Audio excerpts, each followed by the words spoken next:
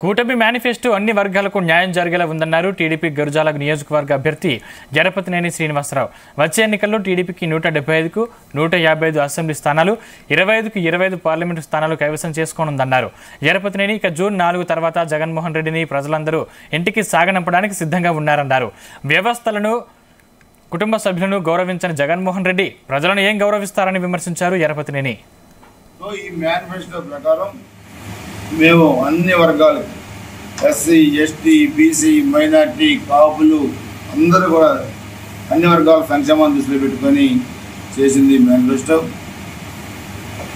4,000 రూపాయలు ఏప్రిల్ నుంచి పెన్షన్ ఇస్తామని మేము చెప్పాము మా మేనిఫెస్టోలో. జగన్మోహన్ రెడ్డి ఏం చెప్పాడు వాళ్ళ మేనిఫెస్టోలో 3,500 ఇస్తారంట. అది కూడా 28 ఏప్రిల్కి ఇస్తారంట, 2028కి, ఇంకా 4 ఏళ్ళ తర్వాత.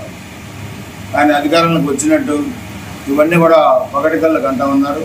జూన్లో ఏర్పడే ప్రభుత్వం ఏప్రిల్ నుంచి 4,000 పెన్షన్ ఇచ్చే ప్రభుత్వం కావాలా, 2028లో 3,500 పెన్షన్ ఇచ్చే ప్రభుత్వం కావాలో ఈరోజు ప్రజలు కూడా నిర్ణయించుకోవాల్సిన అవసరం ఉంది.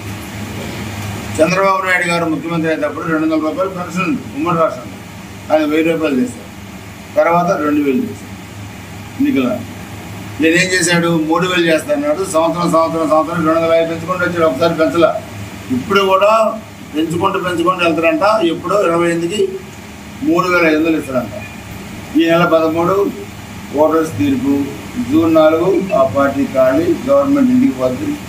బాబాయిని చంపినాడు, తల్లి చెల్లిని బజారు పెట్టినాడు, మహిళల పట్ల కనీసం గౌరవం లేనివాడు, హత్యా రాజకీయాలు చేసినాడు, ప్రతిపక్షాలను కేసులు పెట్టి జైల్లో వేసినాడు, కుటుంబ సభ్యులను గౌరవించలేనాడు.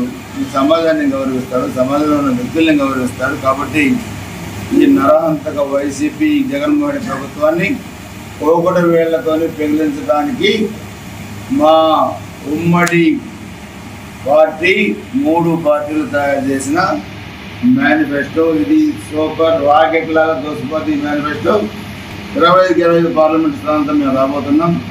ఇటువంటి మేనిఫెస్టో నా 30 సంవత్సరాల రాజకీయ జీవితంలో నేను చూడలేదు.